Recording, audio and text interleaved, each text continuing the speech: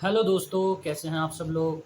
मेरा नाम है मोहम्मद साकिब और मैं हूं आपका होस्ट। दोस्तों, आज हम शुरू करने जा रहे हैं बी बेटर सीरीज़ का पहला एपिसोड, जिसमें हम बात करेंगे मशहूर साइकोलॉजिस्ट और प्रोफेसर डॉक्टर जॉर्डन पीटरसन के बुक 12 रूल्स ऑफ लाइफ के बारे में। दोस्तों, अगर आपको कॉम्प्लेक्स चीज़ें पढ़ने का शौक़ है, अगर आपको बिब्लिकल स्टोरीज़ और साइकोलॉजिकल इश्यूज, आइडियोलॉजीज, इन सब में इंटरेस्ट रखते हैं, तो it's a must read book for you. It's full of wisdom and these things. So बिना कोई टाइम वेस्ट किए हम स्टार्ट करते हैं अपनी बुक्स 12 रूल्स ऑफ लाइफ। दोस्तों, 12 रूल्स ऑफ लाइफ का पहला रूल है stand up straight with your shoulder back, जिसमें डॉक्टर जॉर्डन पीटरसन कहते हैं कि अपने कंधों को सीधा रखिए और सीधे चलिए। इसमें कहानी की शुरुआत होती है एक लॉबस्टर्स की स्टोरी से।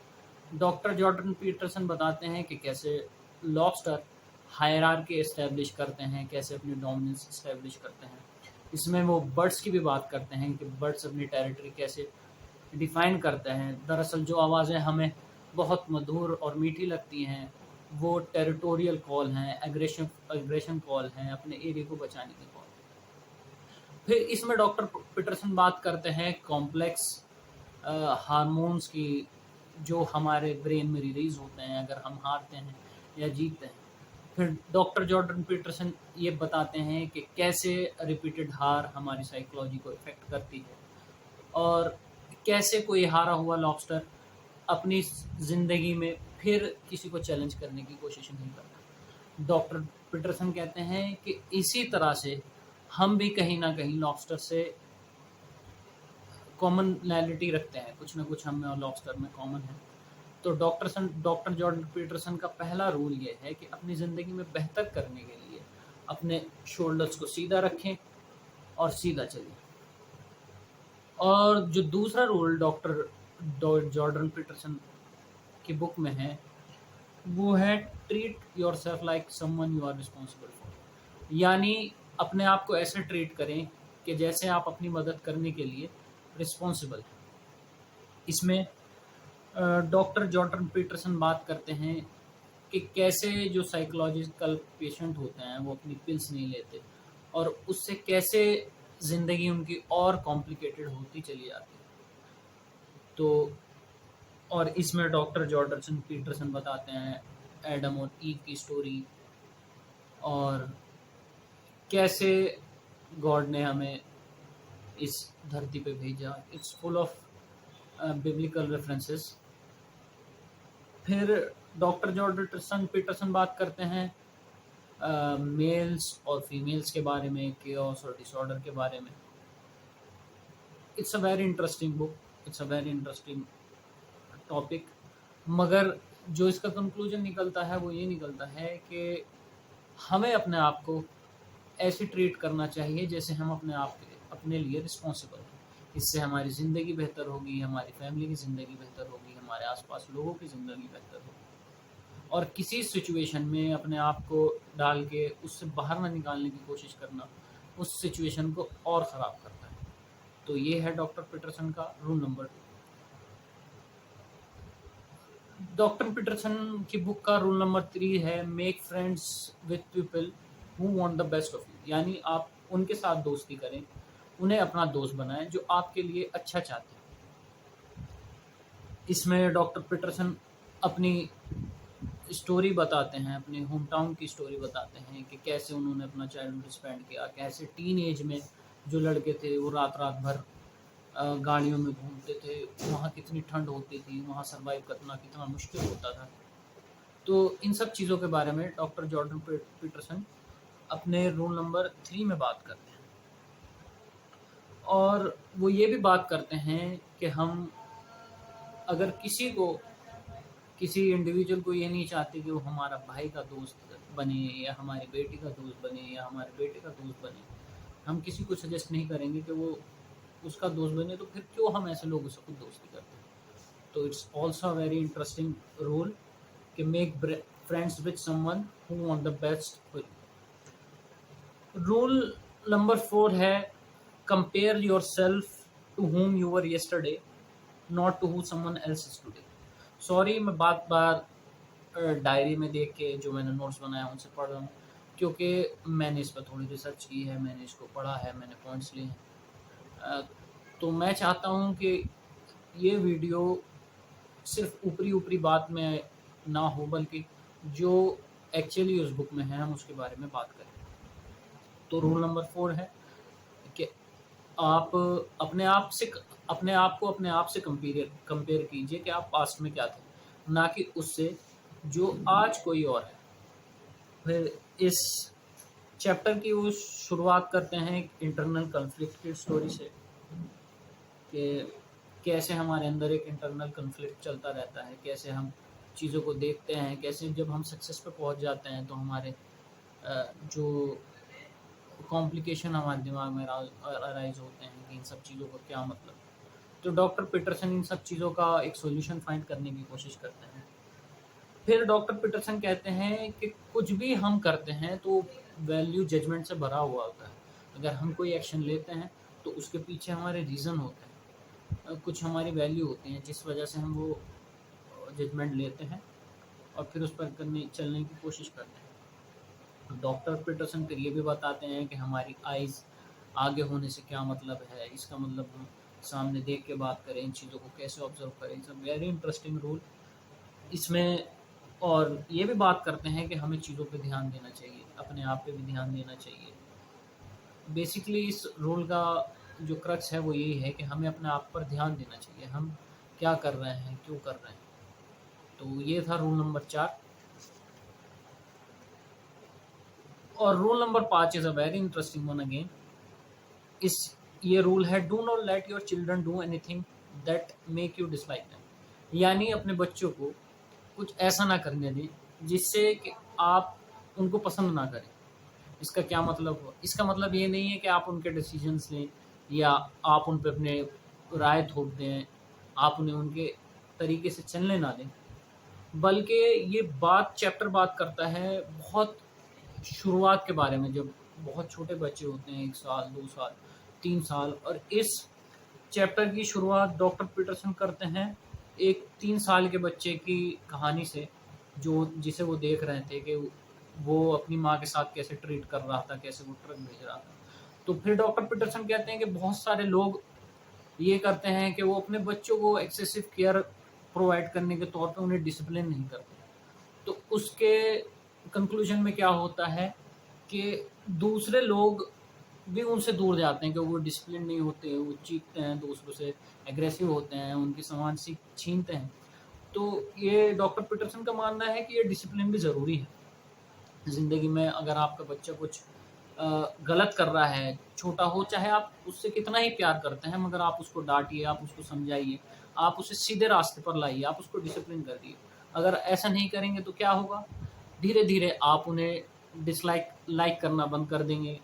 और जब आप उन्हें लाइक नहीं करेंगे तो फिर जो और लोग हैं वो भी जो उनके साथ के बच्चे होंगे वो अच्छे दोस्त नहीं बना पाएंगे। जब थोड़े बड़े होंगे तो उनकी फ्रेंडशिप नहीं होगी, वो लोनली होंगे। तो ये डॉक्टर पीटरसन का रूल है कि do your children do anything that makes you dislike them. छठा रूल है, set your house in perfect order before you criticise the world. इसका मतलब है कि अपने घर को पहले ठीक करें, इससे पहले कि आप जाके दुनिया को क्रिटिसाइज करें, दुनिया को बदलने की कोशिश करें। इसमें डॉक्टर पीटरसन बात करते हैं आइडियोलॉजीज़ के बारे में, कम्युनिज्म के बारे में, फेमिनिज्म के बारे में, कि इन सब आइडियोलॉजीज़ की कोर मोटिवेशन क्या है। It's a very controversial role I would say, क्योंकि अलग अलग लोगों के अलग अलग मत होते हैं, आइडियोलॉजीज़ होते हैं। तो ये डॉक्टर पीटरसन इस चैप्टर में अ, कोशिश करते हैं उनके मोटिवेशन फाइंड करने की कोशिश क्या करते हैं, बल्कि वो एक्सप्लेन करते हैं कि इन आइडियोलॉजीज़ के मोटिवेशन क्या होते हैं, और जो आदमी वेनेजेंस सीख करते हैं अ, वो क्यों ऐसा करते हैं। तो डॉक्टर पीटरसन का ये मानना है कि दुनिया को सुधारने से पहले आप क्लीन अप योरसेल्फ, आप अपने आप को सुधारें, आप अपनी ज़िंदगी को बेहतर करें, इससे आप दुनिया को बेहतर बना सकते हैं। तो ये है रूल नंबर 6।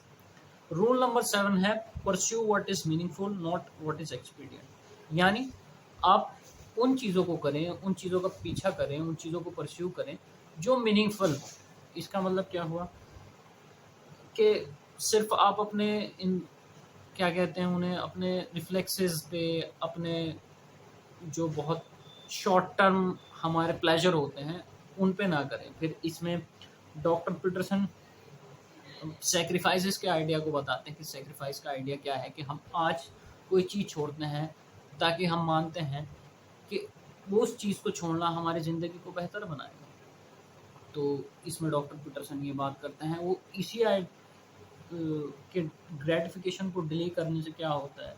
फिर वो क्रिश्चियनिटी की जो फिलॉसफी है उसे डिस्क्राइब करने की कोशिश करते हैं। सॉरी। तो ये था डॉक्टर जॉर्डन पीटरसन का रूल नंबर 7। रूल नंबर जो 8 है वो मेरा भी फेवरेट है। टेल द ट्रूथ और एटलीस्ट डोंट लाई।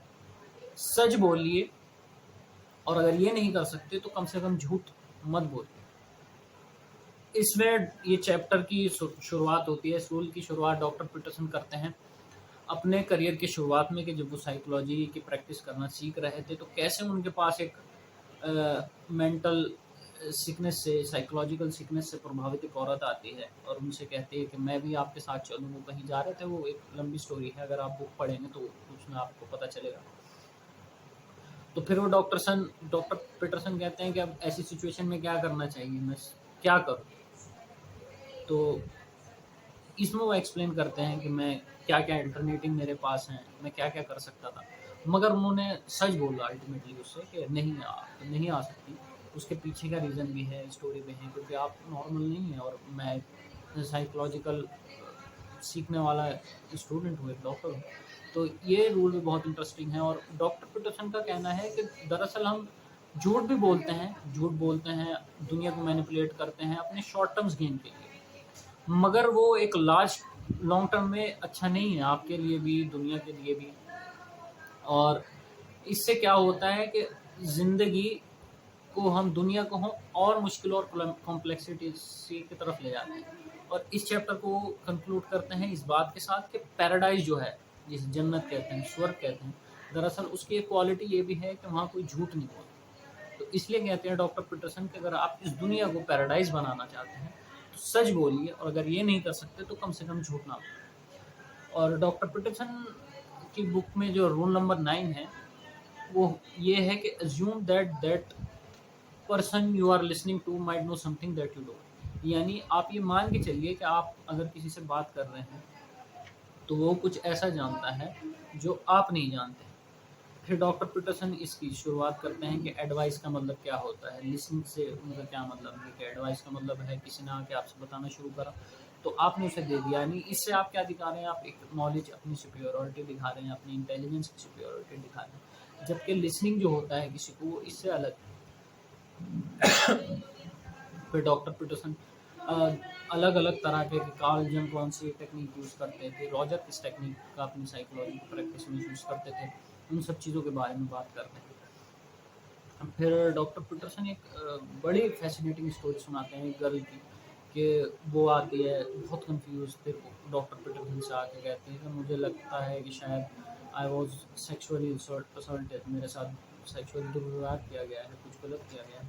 फिर डॉक्टर पीटरसन बताते हैं कि वो क्या क्या अल्टरनेटिव उनके पास है और वो क्या चूज़ करते हैं। वो उसको सुनते हैं, उसकी क्या क्या पॉसिबिलिटीज़ हो सकती हैं, उस लड़की का बचपन कैसे हो सकता है, उसकी फैमिली के बारे में बात करते हैं कि कैसे उसके बाप ने कभी उसकी बात नहीं सुनी, कैसे उसके भाइयों ने उसे डिसरिस्पेक्ट किया, उसे केयर नहीं की। तो ये बड़ा अच्छा एक स्टोरी है, इसमें फैसिनेटिंग स्टोरी है। This book is full of biblical stories and references. बहुत मज़ा आएगा अगर आप इसको पढ़ेंगे। बहुत अलग अलग चीज़ों के बारे में आपको, कार्ल की फिलॉसफी पढ़ने की, नेचे, और बहुत जो क्रिटिकल साइकोलॉजिस्ट हैं, बहुत जो बड़े साइकोलॉजिस्ट हैं, जो बड़ी फिगर हैं, उनके मार्क्स के बारे में, रशियन रेवोल्यूशन के बारे में, इन सब चीज़ों के बारे में पता चलेगा। चलिए, तो रूल नंबर 10 जो है, be precise in your speech. यानी आप क्या कह रहे हैं, आप उसमें प्रिसाइज रहें कि आपका मतलब क्या है। फिर डॉक्टर पीटरसन इस बात की शुरुआत करते हैं कि आप लैपटॉप देखिए। लैपटॉप आप देखेंगे तो सिर्फ लगेगा कि सिर्फ एक डिवाइस है, मगर उसके पीछे बहुत कॉम्प्लेक्सिटी है, वो बनाया गया है, उसे बनाने के लिए जो कंपोनेंट आए हैं वो अलग अलग देश से आए हैं, उसे चलाने के लिए जो इलेक्ट्रिसिटी आई चाहिए उसके लिए एक बहुत बड़ा इंफ्रास्ट्रक्चर है, और जो इंटरनेट चाहिए उसके लिए बहुत बड़ा इंफ्रास्ट्रक्चर है। तो डॉक्टर पीटरसन कहते हैं कि दरअसल हम जो चीज़ें देखते हैं वो हम अपने यूज़ के हिसाब से देखते हैं, वो बहुत सिंपल होती हैं जब तक वो हमारे यूज़ के लिए हिसाब से। और ये कहते हैं कि यही साइकोलॉजी के जैसे हम कार चला रहे हैं, तो कार कभी हम उस पे ध्यान नहीं देंगे कि वो कैसे चल रही है, उसके अंदर के इंटरनल ऑर्गन क्या है। ये सब चीज़ें कुछ नहीं होंगी जब तक हमारा काम चलता रहेगा। मतलब हम ट्रैवल पे कहीं जा रहे हैं, अगर काम अच्छे से चल रही है, कार सही चल रही है, तो हमें कोई टेंशन नहीं होगी। मगर अगर किसी दिन वो कहीं रास्ते में ख़राब हो गई, फिर हमारे लिए मुश्किल है। फिर हम सोचने की कोशिश करेंगे इसका कार्बोरेटर कैसे काम करता है, इसका इंजन कैसे काम करता है, क्या-क्या प्रॉब्लम इसमें हो सकती हैं, किस वजह से ख़राब हुई। तो यही डॉक्टर पीटरसन इससे एनालॉजी ड्रॉ करते हैं कि जो दुनिया भी है, आप और मैं हैं, इसमें जो चीज़ें जब तक हमारे लिए सही चल रही होती हैं, जब वो तब हमारे लिए सिंबल है, सब तब हमारे लिए वो एक सेंस पैदा करती हैं, दैट मेक सेंस। मगर अगर हमारे लिए ज़िंदगी काम नहीं करती, तो फिर जो सिंपल चीज़ें हैं वो हमारे लिए कॉम्प्लेक्स कैसे हो जाती हैं। ये भी बड़ा एक अच्छा इसमें एक स्टोरी है, ड्रैगन की स्टोरी है बहुत फेमस के। एक बच्चा अपने माँ से आके कहता है कि मेरे रूम में एक बेड पे एक ड्रैगन है। उसकी माँ कहती है नहीं ड्रैगन नहीं है। तो फिर धीरे धीरे क्या होता है, वो ड्रैगन बड़ा होता चला जाता है, कैसे वो उनका घर खा लेता है और कैसे बढ़ता चला जाता है। तो ये कहते हैं डॉक्टर पीटरसन कि आप अपनी प्रॉब्लम्स को इग्नोर नहीं कर सकते। अगर आप कोई हस्बैंड वाइफ हैं तो आप किसी कन्फ्लिक्ट को अवॉइड कर रहे हैं, बहुत डिटेल में है चीज़ें वो डॉक्टर पीटरसन। अगर आप इस किताब को पढ़ेंगे तो समझ में चलेगा आएगा कि वो किस बारे में बात कर रहे हैं, कि किस तरह की प्रॉब्लम को रिजॉल्व कर सकते हैं। हाँ, तो इन शॉर्ट डॉक्टर पीटरसन का मानना है वो कि हमें प्रॉब्लम को इग्नोर नहीं करना चाहिए। अगर कुछ है तो उसे एड्रेस करो, क्योंकि अगर आप उसे एड्रेस नहीं करोगे, उस चीज़ के लिए प्रिसाइज और प्रिस्क्राइब नहीं करोगे, तो आप उसको सॉल्व नहीं कर पाओगे। और अगर आप उसे सॉल्व नहीं करोगे तो वो बढ़ती चले जाएगी, और फिर अल्टीमेटली क्या होगा कि वो ड्रैगन जो छोटा सा था, जो बेड पे था, वो अल्टीमेटली आपका घर खा जाएगा। तो it's also very interesting rule. और रूल नंबर 11 है do not bother children when they are skateboarding. यानी बच्चों को परेशान मत कीजिए अगर वो स्केटबोर्डिंग कर रहे हैं, स्केट्स चला रहे हैं। इसकी चैप्टर की शुरुआत होती है, डॉक्टर पीटरसन बताते हैं कि उनकी यूनिवर्सिटी के बाहर कैसे बच्चे बहुत डेंजरस उसमें स्केटबोर्ड चलाते हैं, जो वो खुद नहीं कर सकते। मगर वो कहते थे कि उससे मुझसे समझ में आता था कि वो बड़ा डेंजरस था, मगर इट टेक्स रिक्वायर करेज, और उससे वो क्या सीखते थे। तो ये इसके बारे में है। It is the lengthiest chapter rule in the book. इसमें एंटी ह्यूमन बिहेवियर कैसे डेवलप होते हैं। फिर डॉक्टर पीटरसन बात करते हैं करियर और मैरिज का जो डायलेमा है उसके बारे में। फिर डॉक्टर पीटरसन बात करते हैं कि पैट्रियार्की, मार्क्स के बारे में, इन तरह के आइडियाज़ के बारे में बात करते हैं। फिर इसके बारे में बात करते हैं कि कैसे जो ये कॉम्प्लिकेशंस हैं, मतलब it's a very deep analysis of ideologies. और जैसे हम इन gender equality, gender justice, equality opportunity, इन सब चीज़ों को जैसे हम देखते हैं, इसका बहुत डीपली एनालिसिस वो इसमें करते हैं कि आप ये क्यों मानते हैं कि बच्चे या एक फैमिली होना बेकार है एक बहुत सक्सेसफुल करियर होने से। तो it's a very good role, और आपको इसे अच्छे से समझने के लिए इस किताब को पढ़ना पड़ेगा। और आखिरी रूल जो है डॉक्टर पीटरसन के बुक में है वो है pet a cat when you encounter one on the street. यानी अगर आपको सड़क पर कोई बिल्ली मिलती है तो आपको उसको पेट करना चाहिए। इस चैप्टर का मतलब क्या हुआ, इस चैप्टर में डॉक्टर पीटरसन अपनी बेटी की स्टोरी बताते हैं कि कैसे वो एक बीमारी से प्रभावित थी और कैसे उनका बचपन टेरेबल रहा, कैसे उन्हें जॉइंट रिप्लेसमेंट हुआ, उनकी इंजरीज हुई। ये सब डॉक्टर पीटरसन किसको बता रहे हैं, एक पेशेंट जो उनके पास आई है जिसके हस्बैंड को कैंसर है और वो कैटास्ट्रॉफी से बहुत गुजर रहे हैं। तो ये भी बड़ा एक इंटरेस्टिंग टॉपिक है कि हाँ, परेशानियाँ होती हैं, कभी कभी हमें लगता है ज़िंदगी world life is a suffering, कि समझ में नहीं आता कि ये सब क्यों हो रहा है और हमारे साथ ही क्यों हो रहा है और इसमें मेरी गलती क्या है। मगर डॉक्टर पीटरसन कहते हैं कि अगर हम कंपोजर अपना बना के रखें, हम उन प्रॉब्लम्स को कंपार्टमेंटलाइज करके एक साइंटिफिक एक लॉजिकल तरीके से सॉल्व करें तो हम अपनी जो सफरिंग है उन्हें काफ़ी कम कर सकते हैं। और कैसे किसी को अगर हमारा कोई फैमिली वाला है कोई, तो हम उसकी कैसे केयर करें, कैसे करें, तो फिर अल्टीमेटली क्या होता है कि लास्ट में जाके वो प्रॉब्लम भी धीरे धीरे धीरे सॉल्व हो जाती हैं। अगर वो सॉल्व भी नहीं होती तो उन्हें मैनेज करना बहुत आसान हो जाता है। तो ये भी बड़ा एक अच्छा इसमें रूल है कि pet a cat when you find one on the street. और इसी रूल के साथ इस बुक की समरी जो मैंने करने की कोशिश की है वो ख़त्म है। इससे मुझे पता है कि मैंने बहुत सारी चीज़ें छोड़ दी हैं, बहुत सारी चीज़ें मैं अच्छे से एक्सप्लेन नहीं कर पाया, मगर दोस्तों it's a very complex book. और इसको बेहतर जानने के लिए मतलब you have to read it multiple times.